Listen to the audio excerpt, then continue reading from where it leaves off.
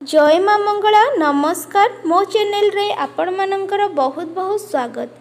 आज चलतु इडली रेसिपी प्रस्तुत करिबा जहाँकि सुजी रे बनिबो बहुत सॉफ्ट स्पंजी इडली।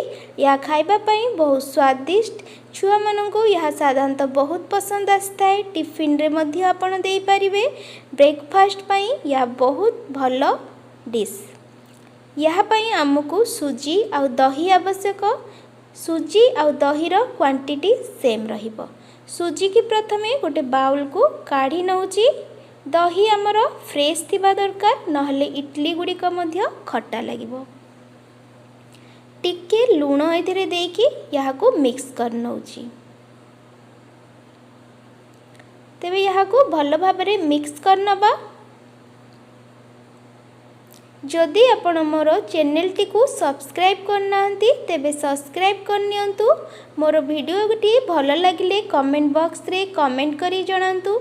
आ निजर फ्रेंड्स आ रिलेटिव मानक संगरे शेयर करनियंतु। या को भलो भाबरे मिक्स करनेली। सुजी की फुलिया पई हमें 15 रु 20 मिनिट पई रेस्ट रे रखि नबा।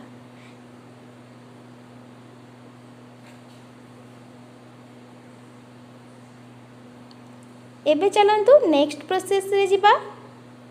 इडली रो स्टैंड गुडी करे हमें चलंतु ऑयल लगै नबा। ता द्वारा हमर इडली गुडी को भलो भाबरे बाहरी आसे।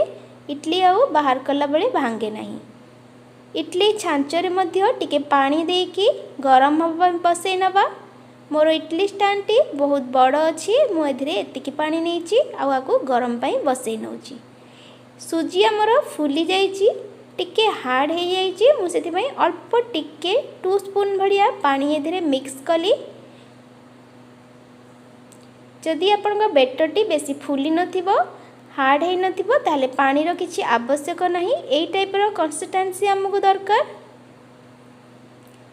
एधिरे एबे हमें गोटे चम्मच इनो ऐड करिबा। इनो आमर प्लेन हेतिबा आवश्यक। कोनोसी फ्लेवर वाला इनो नेबे नाही। ए छोटो स्पून रे गोटे स्पून इनो मु ऐड करिबी। इनो ऐड कला परे आमे संगे संग ताकू गोळे की इडली स्टैंड को ट्रांसफर करिबा।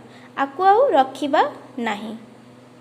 इनो पकैला परे आमे गोटे डायरेक्शन ने गोळेबा। एपड़ सेपड़ करिबानी। देखंतु इनो पड़ला परे केमिति हमर सुजीटी फुलिबा को लागलानी। एबे आकु स्टैंड रे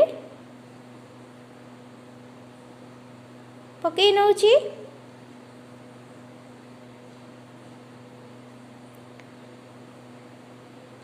सबु इडली रो स्टैंड गुडी को मु भरी नेबी एई भलिया।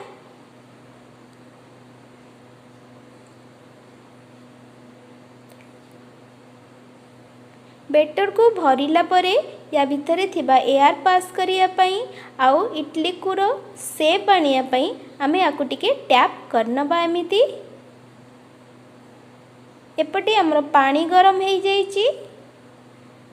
आउ इडली स्टैंड गुडी को मु तादरे सेट करनेली। गैस को मीडियम फ्लेम रे बसई नेची। 10-15 मिनट पर आमर इडली गुड़िक यही भाव में प्रस्तुत हो जाउची। या बहुत शीघ्र बनी जाए खूब कम समय रे। एबे मु आपन को बाहर करके देखाउची। देखंतु केते स्पंजी इडली बनीची। आपण माने निश्चिंत ट्राई करंतु यहाँ को। या खाइबा पई बहुत स्वादिष्ट। छुआ मानकु या बहुत पसंद आसीबो निश्चिंत भाव में। मो भिडियोटी जदि आपण मानकु भल लागिची तेबे लाइक करनियंतु। किछि समय काढ़ी भिडियोटी को पूरा देखिथिबारु आपण मानकु बहुत बहुत धन्यवाद।